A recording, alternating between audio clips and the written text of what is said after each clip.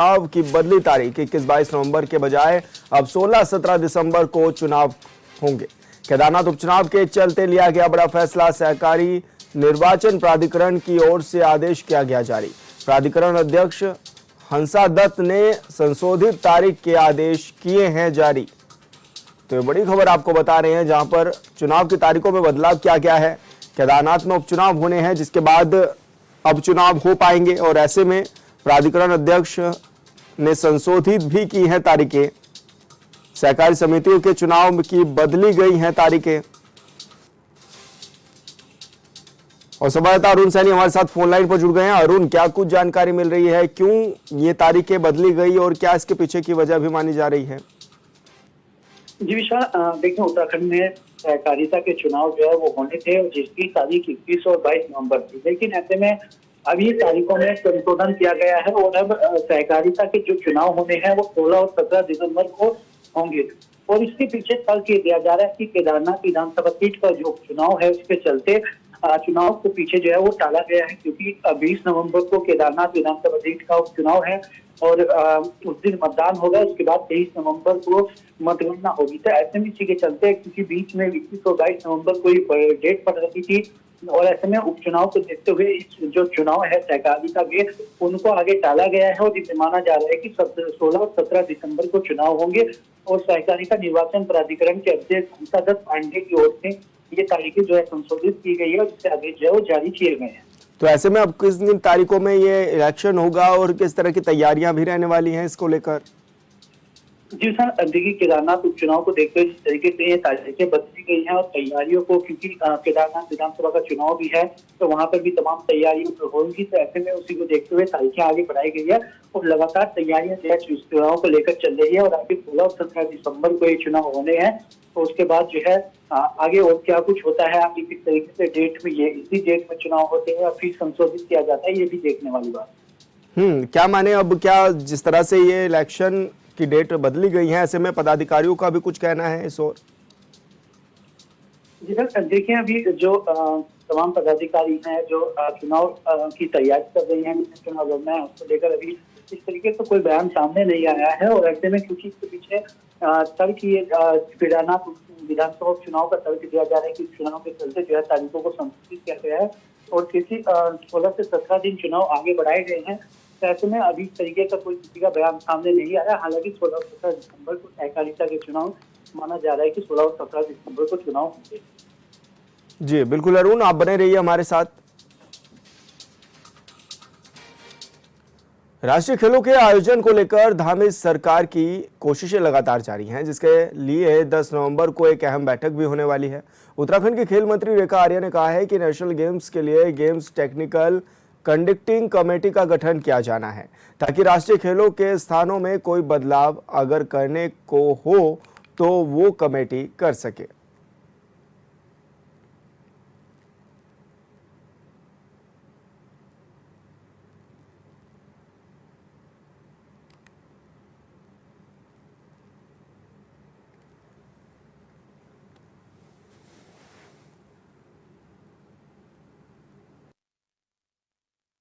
देखिए, national game को लेकर मैं समझती हूँ कि किसी भी प्रकार का आप लोगों को संदेह करने की आवश्यकता नहीं है। एजीएम की बैठकें हमेशा आगे पीछे होती रहती हैं। अभी 10 तारीख को प्रस्तावित है।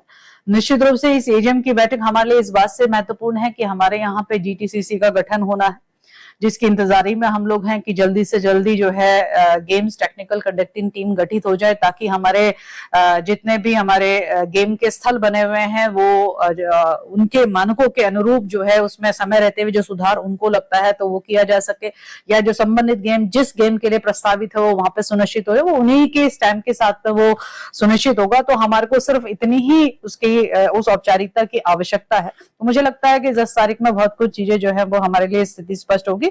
बाकी कैंप और संवाददाता अरुण सैनी हमारे साथ लाइव जुड़े हुए हैं। अरुण, क्या कुछ जानकारी मिल रही है, किस तरह की तैयारियां हैं नेशनल गेम्स को लेकर?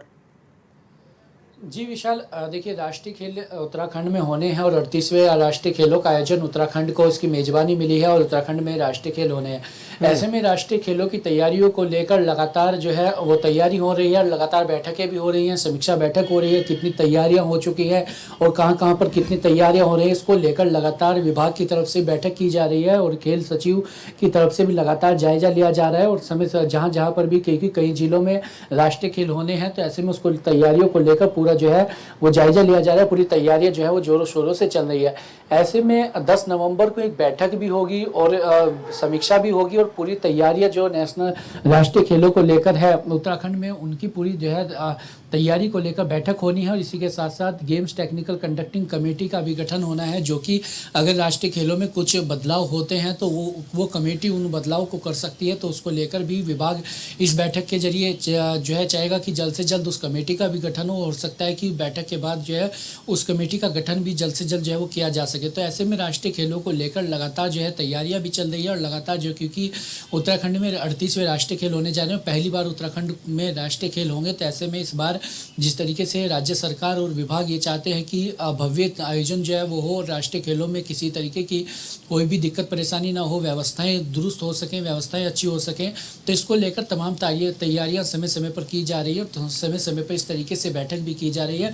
और 10 नवंबर को भी बैठक होनी है। उसके बाद तमाम चीज़ें स्पष्ट होंगी कि कितनी तैयारियां पूरी हो चुकी हैं, कितनी तैयारियां भी होनी है और जो गेम्स टेक्निकल कंडक्टिंग कमेटी का गठन होना है वो कब तक होना है, इसको लेकर भी 10 नवंबर तक तमाम चीज़ें जो है वो स्पष्ट हो जाएगी।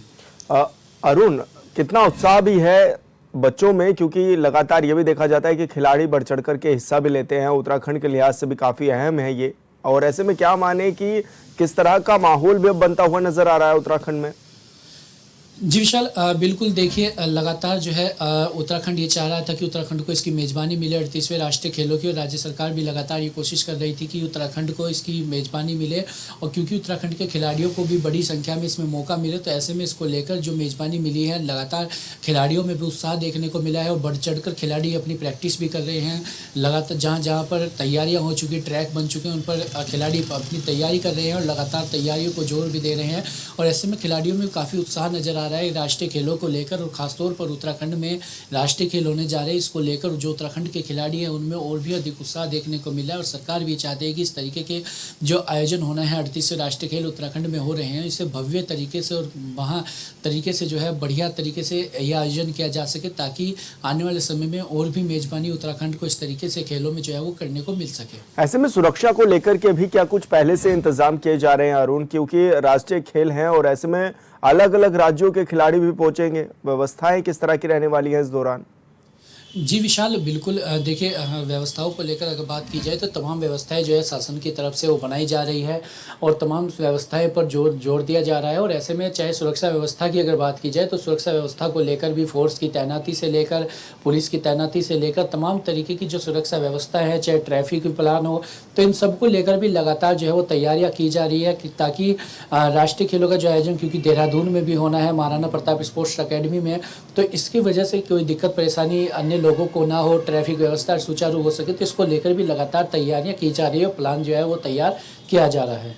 तो ऐसे में क्या माने खेल मंत्री जो रेखा आर्या हैं वो निरीक्षण भी कर चुकी हैं और क्या कुछ वो कहती हुई नजर आ रही है कि किस तरह से हम इन सब खेलों के आयोजनों को बेहतर बनाएंगे? जी विशाल, बिल्कुल देखिए खेल मंत्री लगातार समय समय पर निरीक्षण भी कर रही हैं, जायजा भी ले रही हैं तैयारियों का, बैठक भी कर रही है, समीक्षा बैठक भी कर रही है किस तरीके की तैयारियां है, तैयारियां कितनी पूरी होनी है कि। और ऐसे में लगातार जो उनका दावा है उनका वो दावा भी कर रही है कि जो खेल आयोजन होगा वो भव्य तरीके से होगा और किसी प्रकार की कोई भी दिक्कत इसमें जो है वो नहीं देखने को मिलेगी और तमाम व्यवस्थाएं जो है वो समय रहते पूरी कर ली जाएंगी, तमाम तैयारियां पूरी कर ली जाएंगी। ऐसे में तैयारियां कितनी पूरी हो पाती है और किस तरीके से खेल के होते हैं, कितना भव्य तरीके से ये आयोजन होता है, ये आने वाले समय में जो है वो देखने वाली बात है। बिल्कुल अरुण, बहुत शुक्रिया आपका तमाम जानकारी साझा करने के लिए। बागेश्वर के कपकोट इलाके में जमकर बरसे बादल, बारिश के साथ खूब बरसे ओले और बारिश और ओलावृष्टि से अब ठंड भी बढ़ गई है। पहाड़ों के साथ साथ मैदानी इलाकों में भी ठंड बढ़ गई है। तो ये बड़ी खबर आपको बता रहे हैं, जहां पर बारिश के साथ साथ खूब ओले भी बरसे हैं और बारिश के साथ ओलावृष्टि के चलते अब ठंड ने भी अपनी दस्तक दे दी है। ऐसे में पहाड़ों के साथ साथ मैदानी इलाकों में भी ठंड का प्रकोप बढ़ चुका है। बागेश्वर के कपकोट इलाके की ये खबर बता रहे हैं आपको, जहां पर जमकर बारिश हुई है, ओले बरसे हैं और बारिश के साथ मौसम भी खुशनुमा हो गया है। ऐसे में सर्द हवाएं भी चल रही हैं और अब मौसम में ठंड बैठना भी शुरू हो गया है। और संवाददाता अरुण सैनी हमारे साथ जुड़ गए हैं। अरुण, किस तरह का मौसम अब देखा जा रहा है, क्योंकि अब एक बार फिर से ठंड ने भी अपनी दस्तक दे दी है? जी विशाल, मौसम विभाग की तरफ से पूर्वानुमान जारी किया गया था और यह 3 जिलों में बारिश का पूर्वानुमान मौसम विभाग की तरफ से जारी किया गया था, जिसमें कि चमोली, बागेश्वर और पिथौरागढ़, इन 3 जिलों में मौसम विभाग की तरफ से जो है पूर्वानुमान जारी किया गया था। मौसम विभाग की भविष्यवाणी भी जो है वो सही साबित होती हुई दिखाई दी है। और बागेश्वर में अगर बात की जाए तो बीते रात में किस तरीके से बारिश हुई है और अतिवृष्टि भी जो है वहां पर हुई है। तो ऐसे में अब जिस तरीके से मौसम में ठंडक भी देखने को मिल रही है, रात के समय में काफी ज्यादा तापमान में गिरावट भी देखने को मिल रही है, चाहे वो मैदानी क्षेत्रों की बात करें या पहाड़ी जनपदों की बात करें, पहाड़ी क्षेत्रों की बात करें, तो इसके चलते जिस तरीके से बागेश्वर में बारिश भी हुई है और ओलावृष्टि भी हुई है, तो ऐसे में तापमान में और अधिक गिरावट जो है वो देखने को मिल रही है। और ऐसे में सर्दी आगे आगे और भी बढ़ने की आशंका जो है वो जताई जा रही है। तो अरुण, क्या माने, ऐसे में क्या मौसम विभाग अभी और भी कुछ अपडेट देते हुए नजर आ रहा है कि क्या कुछ कहां पर और बारिश और ओलावृष्टि की संभावनाएं हैं? विशाल, देखिए मौसम विभाग की तरफ से 3 जिलों में ये पूर्वानुमान जारी किया गया था और 3 जिलों में से जो है बागेश्वर में बारिश हुई है, बागेश्वर में अतिवृष्टि भी हुई है। और ऐसे में आने वाले समय में मौसम विभाग के इस तरीके की चीजें दिखती हैं या कहीं पे पूर्वानुमान लगाया जाता है कि कहाँ पर बारिश हो रही है, तो तब मौसम विभाग की तरफ से ऐसे पूर्वानुमान जो है वो जारी किया जाता है। और अभी भी मौसम विभाग की तरफ से ये पूर्वानुमान जारी किया गया था। इस बार मौसम विभाग की भविष्यवाणी भी सही साबित होती हुई दिखाई दी है। और आने वाले समय में जहाँ पर अगर बारिश की संभावना है या ओलावृष्टि की संभावना है, किस तरीके से आगे की और पूर्वानुमान मौसम विभाग की तरफ से जारी जो है वो किए जा सकते हैं। बिल्कुल अरुण, बहुत शुक्रिया आपका तमाम जानकारी साझा करने के लिए। और यहाँ रुके छोटे से ब्रेक के लिए, जल्द होंगे हाजिर। ब्रेक के बाद स्वागत है आपका। खबर लक्सर से है, जहां बदलते मौसम के चलते अस्पतालों में मरीजों की संख्या में लगातार इजाफा हो रहा है। दिन में गर्मी और रात में सर्दी के चलते लोगों में बुखार, खांसी, जुकाम, उल्टी जैसी बीमारियां पनप रही हैं। पिछले एक हफ्ते से लगातार अस्पतालों में मरीजों की संख्या में इजाफा हो रहा है, जिसको लेकर स्वास्थ्य विभाग भी अलर्ट मोड पर आ गया है। स्वास्थ्य विभाग आशाओं द्वारा गांव-गांव जाकर साफ सफाई को लेकर अभियान चला रहा है, तो वहीं समय समय पर फॉगिंग भी कराई जा रही है।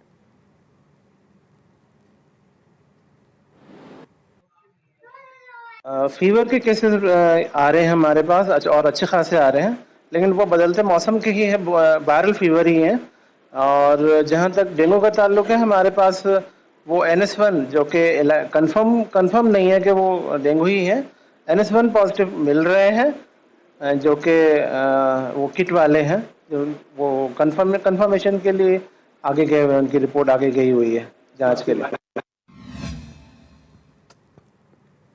द्वाराहाट नगर के मुख्य चौराहे पर नगरवासियों ने सल्ट मरचुला में कूपी गांव के सामने हुए बस हादसे में मौत के मुंह से समाये सभी मृतकों की शांति के लिए कैंडल मार्च निकाला और उन्हें श्रद्धांजलि दी।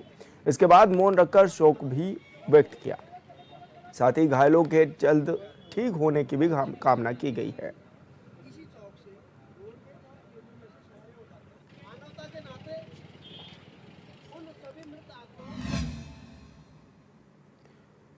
हरिद्वार के कनखल स्थित जमालपुर कला में एक शख्स ने अपनी पत्नी को मौत के घाट उतार दिया। अन्य व्यक्तियों से संबंध होने के शक में आरोपी ने पत्नी की धारदार हथियार से हमला कर हत्या कर दी। घटना की सूचना मिलते ही मौके पर पहुंची पुलिस ने शव को पोस्टमार्टम के लिए भेजा और मामले की जांच में भी जुट गई है।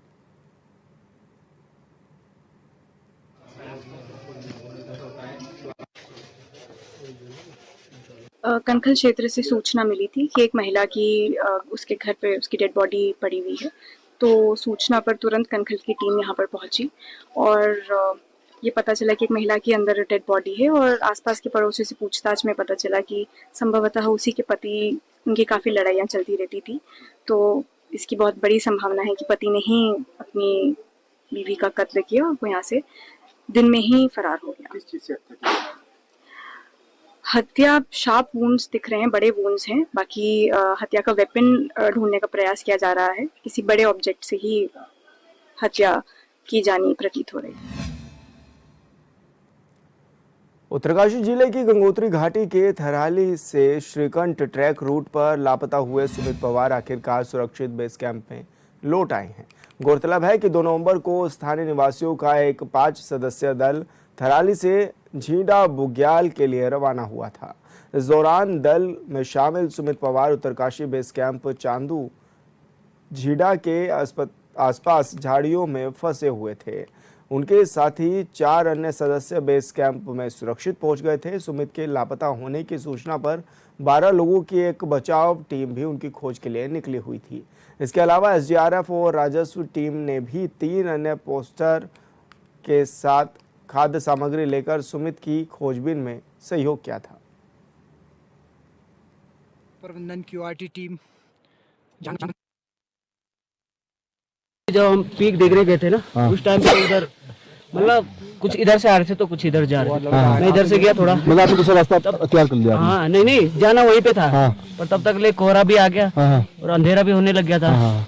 तो कोहरे के चक्कर से मैं थोड़ा इधर निकल गया, ये शायद इधर निकल गए होंगे। तब ऐसी में मैंने सोचा अधर रास्ते से आता हूँ। तब तक ले वही हो गया, कोहरा हो गया और अंधेरा हो गया, रास्ता मिला ही नहीं। आप फिर मैं उधर चले गया श्रीकंठ के आगे से, उधर से भी था ना रास्ता। इधर से मिल नहीं रहा था रास्ता, तो मैंने उधर ही से गया। अच्छा, तो वहीं रुका था। तो रात भर वही रहे? मतलब 12 बजे तक चलता रहा मैं, पर मिला नहीं उसके बाद तक रास्ता। ना तो आपने कोई आवाज, कोई मोबाइल कुछ संपर्क नहीं? इसमें नेटवर्क ही नहीं था ना, कोशिश की मैंने, अच्छा, इमरजेंसी कॉल की।